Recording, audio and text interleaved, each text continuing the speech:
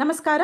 News room ಫಸ್ಟ್ನ ಇಂದಿನ news ರೌಂಡಪ್ಗೆ ಸ್ವಾಗತ. ನಾನು ನಿಮ್ಮ ಆಶಾ BR. ಉಡುಪಿ ಉಪನೋಂದಾವಣೆ ಕಚೇರಿ, ನಗರಾಭಿವೃದ್ಧಿ ಪ್ರಾಧಿಕಾರ, ತಾಲೂಕು ಕಚೇರಿಗಳಲ್ಲಿ ಭ್ರಷ್ಟಾಚಾರ ತಾಂಡವಾಡುತ್ತಿದೆ ಎಂದು ಇತ್ತೀಚೆಗೆ ವಕೀಲರೊಬ್ಬರು ಕರ್ನಾಟಕ ಲೋಕಾಯುಕ್ತದ ಉಪ ಲೋಕಾಯುಕ್ತರ ನ್ಯಾಯಮೂರ್ತಿಗಳಾದ KN ಫಣೀಂದ್ರ ಅವರಿಗೆ ದೂರು ನೀಡಿದರು. ಈ ಹಿನ್ನೆಲೆ ಇಂದು ಮಂಗಳೂರಿನ ಲೋಕಾಯುಕ್ತ ಪೊಲೀಸ್ ವರಿಷ್ಠಾಧಿಕಾರಿ ನೇತೃತ್ವದ ತಂಡ ಸರ್ಚ್ ವಾರೆಂಟ್ ಆದೇಶದಂತೆ ಉಡುಪಿ ನೋಂದಣಿ ಕಚೇರಿಗೆ ಭೇಟಿ ನೀಡಿ ತನಿಖೆ ಕೈಗೊಂಡು ಪರಿಶೀಲನೆ ನಡೆಸಿದೆ. ಇತ್ತೀಚೆಗೆ ಉಡುಪಿ ಜಿಲ್ಲೆಗೆ ಭೇಟಿ ನೀಡಿದ್ದ ಉಪ ಲೋಕಾಯುಕ್ತರ ನ್ಯಾಯಮೂರ್ತಿಗಳಾದ KN ಫಣೀಂದ್ರ ಅವರಿಗೆ ವಕೀಲರೊಬ್ಬರು ಉಡುಪಿ ನೋಂದಣಿ ಕಚೇರಿಯಲ್ಲಿ ಭ್ರಷ್ಟಾಚಾರ ನಡೆಯುತ್ತಿದೆ ಎಂದು ಮೌಖಿಕವಾಗಿ ದೂರು ನೀಡಿದ್ದರು.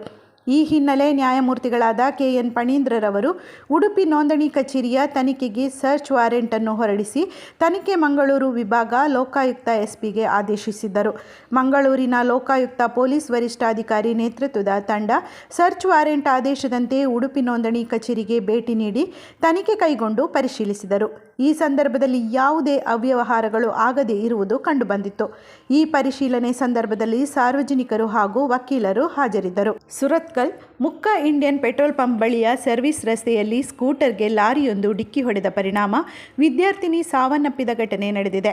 ಮೃತ ವಿದ್ಯಾರ್ಥಿನಿಯನ್ನು ಮುಕ್ಕ ನಿವಾಸಿ ಯಶವಂತ ಎಂಬವರ ಪುತ್ರಿ NITKಯಲ್ಲಿ ಕಲಿಯುತ್ತಿದ್ದ ವಿದ್ಯಾರ್ಥಿನಿ ಮಾನ್ವಿ ಎಂದು ಗುರುತಿಸಲಾಗಿದೆ. ತಂದೆ ಮಗಳು ಸ್ಕೂಟಿಯಲ್ಲಿ ಮುಕ್ಕದಿಂದ ಮನೆಗೆ ಹೋಗುತ್ತಿದ್ದಾಗ ಹಿಂದಿನಿಂದ ಬಂದ ಲಾರಿ ಡಿಕ್ಕಿ ಹೊಡೆದ ಪರಿಣಾಮ ಅಪಘಾತ ಸಂಭವಿಸಿದೆ ಎಂದು ಪೊಲೀಸರು ತಿಳಿಸಿದ್ದಾರೆ. ಘಟನಾ ಸ್ಥಳಕ್ಕೆ ಸುರತ್ಕಲ್ ಠಾಣೆ ಪೊಲೀಸರು ಭೇಟಿ ನೀಡಿದ್ದು ಲಾರಿ ಚಾಲಕನನ್ನು ವಶಕ್ಕೆ ಪಡೆದುಕೊಂಡಿದ್ದಾರೆ. ದಕ್ಷಿಣ ಕನ್ನಡ ಜಿಲ್ಲೆಯ ಕಡಬದಲ್ಲಿ ಬೀದಿ ನಾಯಿಗಳ ಹಾವಳಿ ಮಿತಿಮೀರಿದ್ದು ಜನರು ಭಯಪಡುವ ಸ್ಥಿತಿ ನಿರ್ಮಾಣವಾಗಿದೆ. ಕಡಬಪೇಟೆಯಲ್ಲಿ ಅಲೆದಾಡುತ್ತಿದ್ದ ಆಡನ್ನು ಬೆನ್ನಟ್ಟಿದ ಬೀದಿ ನಾಯಿಗಳು ಅದರ ಹಿಂಬದಿ ಕಚ್ಚಿ ಎಳೆದಾಡಿ ಸಿಗಿದು ಹಾಕಿದ ಘಟನೆ ನಡೆದಿದೆ. ಬಡಪಾಯಿ ಆಡಿನ ಕಾಲು ಸಹಿತ ಹಿಂಭಾಗದ ಮಾಂಸವನ್ನು ಬೀದಿ ನಾಯಿಗಳು ಕಚ್ಚಿ ತಿಂದಿದ್ದು ಜೀವನ್ಮರಣ ಸ್ಥಿತಿಯಲ್ಲಿ ಒದ್ದಾಡಿದ ಆಡು ಪ್ರಾಣ ಕಳೆದುಕೊಂಡಿದೆ.